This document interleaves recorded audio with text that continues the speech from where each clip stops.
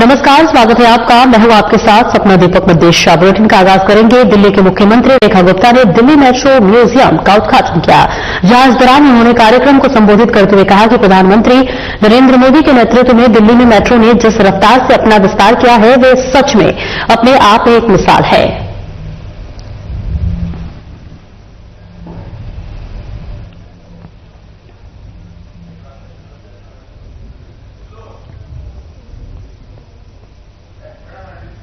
तो देखिए, ये तस्वीरें आपको दिखा रहे हैं जहां पर एक कार्यक्रम का आयोजन किया गया, जिसमें मुख्यमंत्री रेखा गुप्ता शिरकत करते हुए नजर आए। उन्होंने कार्यक्रम को संबोधित किया और इसके साथ ही साथ बताया कि किस तरह से देश के प्रधानमंत्री नरेंद्र मोदी के नेतृत्व में मेट्रो का विकास लगातार हो रहा है और इसके साथ ही तमाम सुविधाएं जो है जनता को मिल रही है। इसके साथ ही दिल्ली मेट्रो स्टेशन का वो देखिए यहां पर निरीक्षण करते हुए नजर आए, जहां पर उन्होंने कार्यक्रम को संबोधित किया।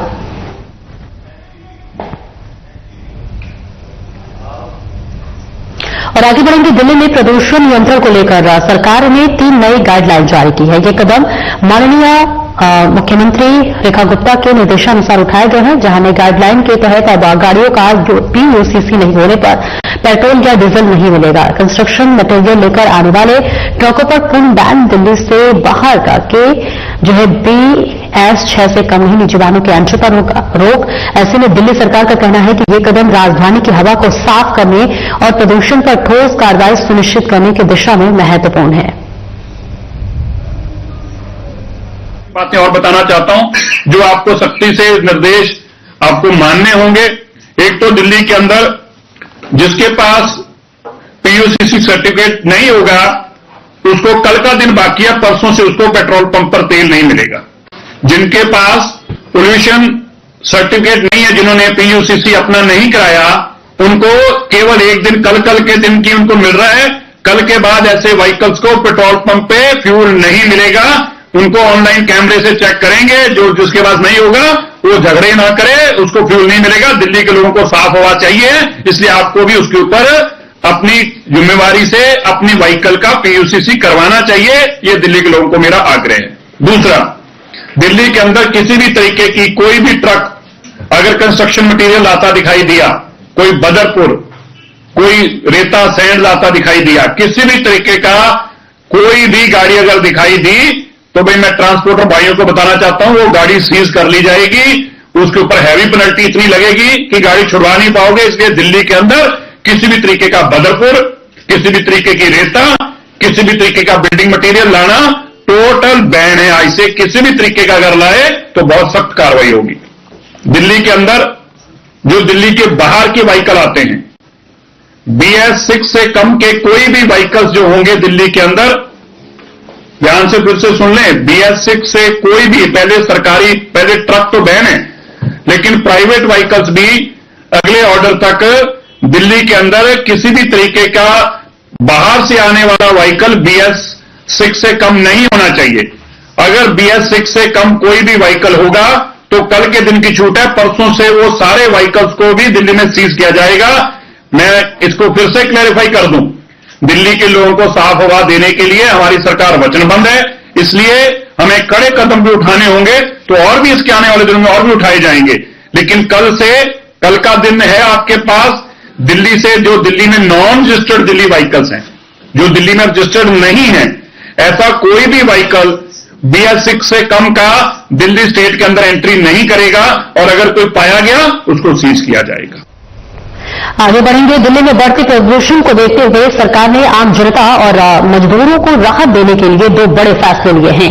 मंत्री कपिल मिश्रा ने प्रेस कॉन्फ्रेंस में बताया कि निर्माण कार्य बंद होने से प्रभावित सभी रजिस्टर्ड और वेरीफाइड निर्माण मजदूरों के खातों में 10,000 रुपए की सहायता राशि सीधे DBT के माध्यम से भेजी जाएगी। इसके साथ ही प्रदूषण के असर को कम करने के लिए दिल्ली के सभी सरकारी और निजी दफ्तरों में 50% वर्क फ्रॉम होम को अनिवार्य किया गया है, जबकि स्वास्थ्य और अन्य आवश्यक सेवाओं को इसमें छूट दी गई है। सरकार का कहना है कि यह कदम प्रदूषण नियंत्रण के साथ साथ लोगों की आजीविका और स्वास्थ्य की सुरक्षा के लिए उठाए गए हैं।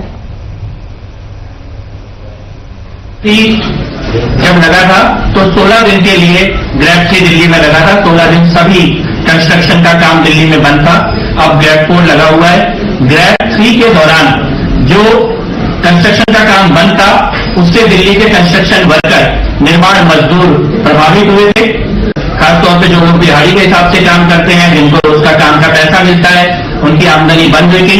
मुख्यमंत्री महोदया के द्वारा दिल्ली के लेबर डिपार्टमेंट ने, श्रम मंत्रालय ने, श्रम विभाग ने यह निर्णय लिया है कि सभी रजिस्टर्ड, वेरीफाइड जो कंस्ट्रक्शन वर्कर है, निर्माण मजदूर है, ग्रैब फी का कंपनसेशन 10,000 रुपए सबके खातों में दिल्ली सरकार के द्वारा भेजा जाएगा।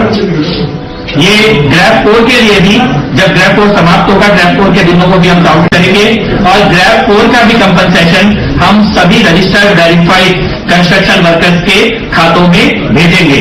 तो 10,000 रुपए दिल्ली के हर निर्माण मजदूर जो रजिस्टर्ड है और वेरीफाइड है, उन सबके खातों में दिल्ली सरकार के द्वारा सीधे उनके खातों में डीबीटी करके 10,000 रुपए भेजे जाएंगे।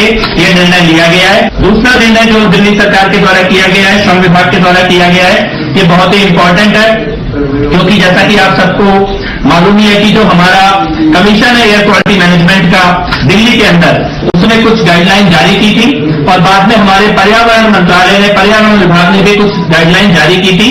आज श्रम मंत्रालय ये निर्देश जारी कर रहा है सभी प्रतिष्ठानों के लिए, दिल्ली के सरकारी और प्राइवेट सभी प्रतिष्ठानों में कल से मैक्सिमम केवल 50% अटेंडेंस अलाउ होगी। बाकी 50% लोगों को वर्क फ्रॉम होम ये मैंडेटरी सभी प्रतिष्ठानों को देना होगा। ये हम लोग कल से लागू करने जा रहे हैं। दिल्ली के जो भी सरकारी हो या प्राइवेट हो, बिजनेस है, ऑफिस है, सभी को मैक्सिमम केवल 50% आपकी फिजिकल अटेंडेंस ये आप रखें और बाकी 50% लोगों को आप वर्क फ्रॉम होम ये कल से तुरंत लागू करें। इसके लिए हम लोग आज श्रम विभाग के द्वारा एडवाइजरी जारी की जा रही है और डायरेक्शंस जारी की जा रही हैं। इसमें हम लोग कुछ सेक्टर को एक्सेप्शन कर रहे हैं, कुछ सेक्टर को छूट दे रहे हैं, जिसमें पब्लिक और प्राइवेट हेल्थ केयर के जो सेक्टर है, हॉस्पिटल के ऊपर ये लागू नहीं होगा, फायर सर्विसेज के ऊपर ये लागू नहीं होगा, प्रिजन्स जो जेल प्रशासन है उसके ऊपर ये लागू नहीं होगा, सार्वजनिक परिवहन पब्लिक ट्रांसपोर्ट के ऊपर ये लागू नहीं होगा, इलेक्ट्रिसिटी और वाटर और सैनिटेशन इसके ऊपर ये लागू नहीं होगा, इससे रिलेटेड म्यूनिसिपल सर्विसेज के ऊपर लागू नहीं होगा, डिजास्टर मैनेजमेंट के ऊपर और फॉरेस्ट एनवायरमेंट डिपार्टमेंट जो भी ऐसे विभाग हैं जो कि एयर पॉल्यूशन से टैकल करने का काम कर रहे हैं, एयर पॉल्यूशन को ठीक करने का काम कर रहे हैं, उनके ऊपर ये लागू नहीं होगा। बाकी सभी के ऊपर, दिल्ली के सभी प्रतिष्ठानों के ऊपर, सरकारी और गैर सरकारी, सबके ऊपर ये लागू किया जाएगा कि आपको मैक्सिमम 50% फिजिकल अटेंडेंस अपने ऑफिसों में देनी है, अपने कार्यालयों में देनी है और बाकी 50% लोगों को आपको वर्क फ्रॉम होम देना है। और इसके साथ साथ हम ये भी कहना चाहते हैं कि ये all private office functioning with in NCT Delhi shall operate not more than 50% staff capacity attending the workplace. The remaining staff shall mandatory work from home. ये लेबर डिपार्टमेंट की तरफ से हमारी गाइडलाइन है और इसमें ये भी हम उनको अपील भी हम साथ में कर रहे हैं 50% मैंडेटरी करने के साथ साथ कि आप वर्किंग आवर को फ्लेक्सिबल कीजिए। जरूरी नहीं है कि आप पूरे स्टाफ को एक ही पर्टिकुलर टाइम पे बुला के एक ही पर्टिकुलर टाइम पर वापस भेजने का काम करें, इसको थोड़ा डिवाइड कीजिए। अगर कुछ पर्टिकुलर स्टाफ को आप 10 बजे बुला रहे हैं तो बाकी को 12 बजे बुलाएं और इसी प्रकार से जाने का टाइम भी आप लोग चेंज करें और वर्क फ्रॉम होम के जो नॉर्म्स हैं उनको पूरी तरह से सख्ती के साथ लागू करें और कोशिश करें कि जितना ज्यादा कम गाड़ियों का इस्तेमाल हो, कार पूलिंग की जाए, अपने ऑफिस के स्टाफ को मोटिवेट करें, प्रमोट करें और जरूरत हो तो इस प्रकार की नीतियां बनाएं कि अगर सभी लोग एक ही जगह से एक ही डेस्टिनेशन में आ रहे हैं तो आपस में कार पूलिंग करके आए। इस प्रकार की भी गाइडलाइन हम जारी करें। इसमें मैं ये आपको बताना चाहता हूं कि हमारा ये जो आज की गाइडलाइन है इसको अगर पालन नहीं किया जाएगा, इसकी नॉन कंप्लायंस होगी तो एनवायरमेंट प्रोटेक्शन एक्ट 1986 के सेक्शन 15 और 16 के अंतर्गत इसमें जुर्माने का भी प्रावधान है। तो ये दो बड़े निर्णय हम लोगों ने किए हैं। पहला निर्णय सभी निर्माण मजदूरों के खाते में 10,000 रुपए और दूसरा निर्णय आवश्यक एसेंशियल सर्विसेज को छोड़कर बाकी सबको मैंडेटरी 50% मैक्सिमम अटेंडेंस और बाकी वर्क फ्रॉम होम ये गाइडलाइन आज श्रम मंत्रालय के द्वारा जारी की जा रही है।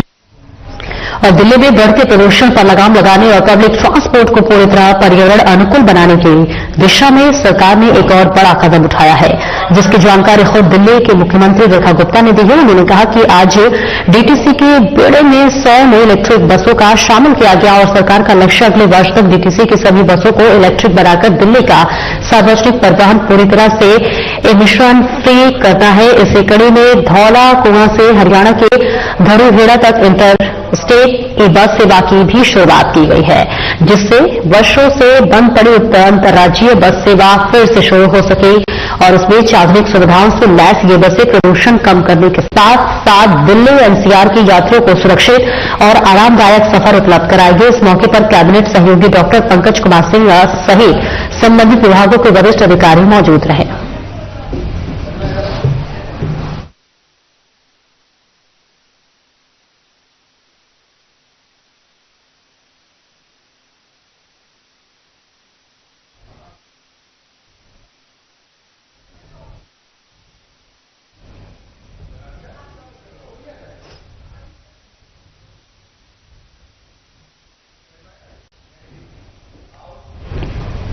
और दिल्ली में प्रदूषण नियंत्रण और ट्रैफिक प्रबंधन को लेकर दिल्ली सचिवालय में गूगल मैप्स की टीम के साथ अहम बैठक हुई।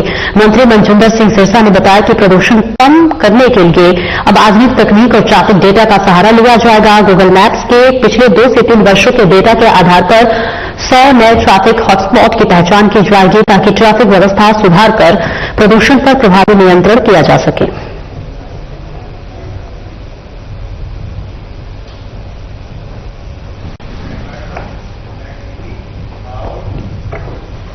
दिल्ली की मुख्यमंत्री रेखा गुप्ता ने कहा कि कोविड-19 महामारी में माता पिता और अपनों को खो चुके बच्चों के लिए पीएम कार्ड फॉर चिल्ड्रेन जीवन में हिम्मत और आगे बढ़ने की ताकत बन रही है। और आज उन्होंने दिल्ली के लाभार्थी बच्चों से आत्म संवाद किया। इस योजना के तहत 152 बच्चों को शिक्षा, स्वास्थ्य, इलाज और जरूरी आर्थिक सहयोग मिल रहा है ताकि वे आत्मनिर्भर बने और अपने सपनों को पूरा करें।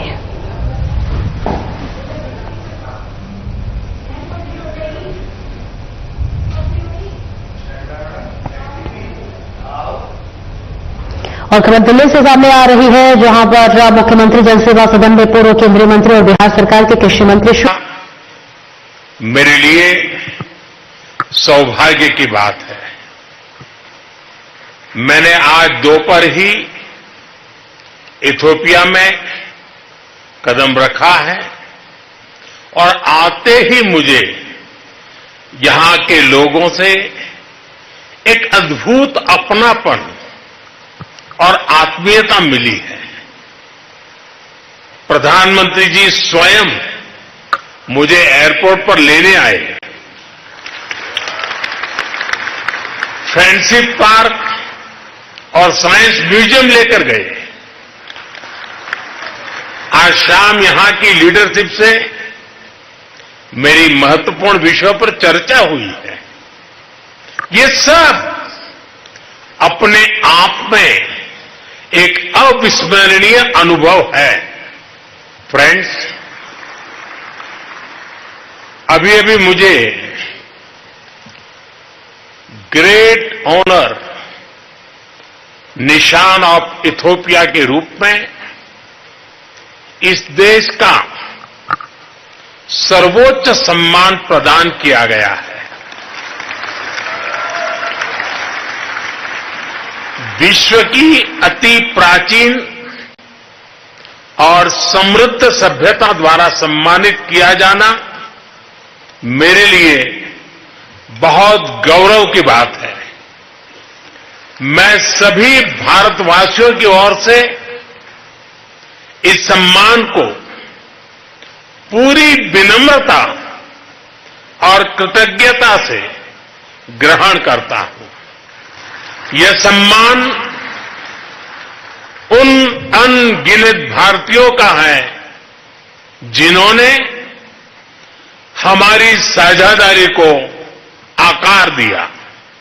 1896 के संघर्ष में सहयोग देने वाले गुजराती व्यापारी हो, इथियोपियन मुक्ति के लिए लड़ने वाले भारतीय सैनिक हो या शिक्षा और निवेश के माध्यम से भविष्य संवारने वाले भारतीय शिक्षक और उद्योगपति, और यह सम्मान उतना ही इथोपिया के हर उस नागरिक का भी है जिसने भारत पर विश्वास रखा और इस संबंध को हृदय से समृद्ध किया। फ्रेंड्स, आज इस अवसर पर मैं अपने मित्र प्रधानमंत्री अबी अहमद अली का भी हृदय से आभार व्यक्त करता हूं। एक्सेलेंसी, पिछले महीने जब हम साउथ अफ्रीका में G20 समिट के दौरान मिले थे तो आपने बहुत स्नेह और अधिकार से मुझसे इथोपिया की यात्रा करने का आग्रह किया था। मैं अपने मित्र, अपने भाई का ये स्नेह निमंत्रण भला कैसे टाल सकता था। इसलिए पहला मौका मिलते ही मैंने इथोपिया आने का निश्चय कर लिया। फ्रेंड्स, ये विजिट अगर नॉर्मल डिप्लोमेटिक तौर तरीके से होती तो शायद बहुत समय लग जाता, लेकिन आप लोगों का यही प्यार और अपनापन मुझे सिर्फ 24 ही दिन में यहां खींच के ले आया। फ्रेंड्स, आज जब पूरे विश्व की नजर ग्लोबल साउथ पर है, ऐसे में इथोपिया की स्वाभिमान, स्वतंत्रता और आत्मगौरव की चिरकालीन परंपरा हम सभी के लिए सशक्त प्रेरणा है।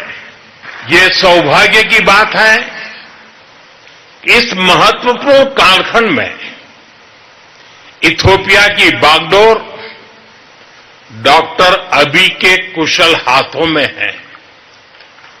अपने मेडेमर की सोच और विकास के संकल्प के साथ वे जिस तरह से इथोपिया को प्रगति पथ पर आगे ले जा रहे हैं, वह पूरे विश्व के लिए एक उज्जवल उदाहरण है।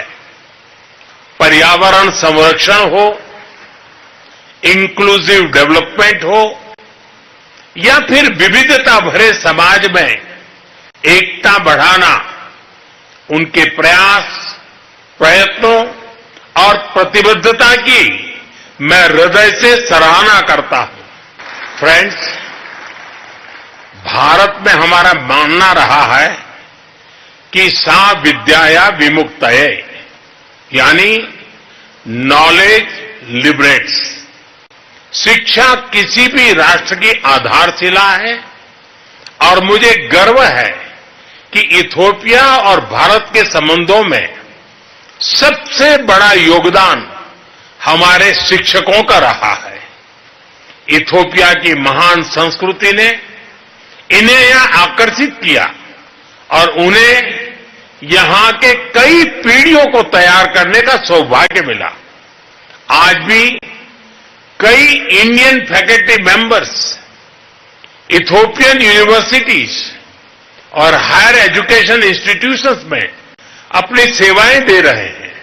फ्रेंड्स, भविष्य उन्हीं पार्टनरशिप का होता है जो विजन और भरोसे पर आधारित हो। हम इथोपिया के साथ मिलकर ऐसे सहयोग को आगे बढ़ाने के लिए प्रतिबद्ध हैं जो बदलती वैश्विक चुनौतियों का समाधान भी करे और नई संभावनाओं का निर्माण भी करे। एक बार फिर इथोपिया के सभी सम्मानित लोगों को 140 करोड़ भारतीय नागरिकों की ओर से बहुत सारी शुभकामनाएं। Thank you. आम सागनालो। और बीजेपी के राष्ट्रीय प्रवक्ता गौरव भाटिया ने बीजेपी मुख्यालय नई दिल्ली में प्रेस वार्ता की। उन्होंने नेशनल हेराल्ड मामले को लेकर कांग्रेस पर हमला बोला। गौरव भाटिया ने कहा कि अदालत का जो फैसला आया है उसे लेकर के साफ होना चाहिए कि यह कोई क्लीन चिट नहीं है। उन्होंने कहा कि यह फैसला तकनीकी आधार पर आया है और मामला अभी खत्म नहीं हुआ है। उन्होंने बताया कि नेशनल हेराल्ड से जुड़ा पहला मामला अभी भी अदालत में चल रहा है। इसके अलावा एजेएल कंपनी से जुड़ी कथित धोखाधड़ी और लगभग 2000 करोड़ रुपए की संपत्ति का मामला भी अभी जारी है। भाजपा प्रवक्ता ने कहा कि इस केस में सोनिया गांधी और राहुल गांधी आरोपी हैं और दोनों जमानत पर बाहर हैं। उन्होंने कहा कि नेशनल हेराल्ड मामले में कानूनी प्रक्रिया अभी जारी है। बहुत धन्यवाद गुरु प्रकाश जी। सभी पत्रकार बंधुओं को नमस्कार।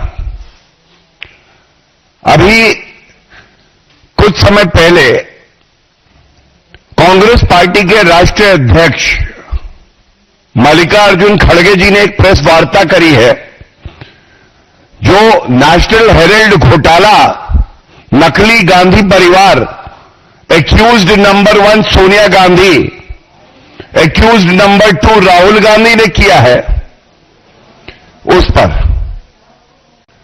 मैं प्रेस वार्ता की शुरुआत करूं उससे पहले ये जरूर कहना चाहूंगा, कल एक फैसला अदालत का आया और ये फैसला क्या है? क्या ये क्लीन चिट है? क्या ये टेक्निकल आधार पर दिया गया है? ये स्पष्ट होना बहुत ही आवश्यक है, क्योंकि हम सब जानते हैं जो नकली गांधी परिवार है ये केवल फरेब, धोखा, प्रोपेगेंडा इस पर ही जीवित रहता है। तो मैं ये बता दूं, 2 मामले।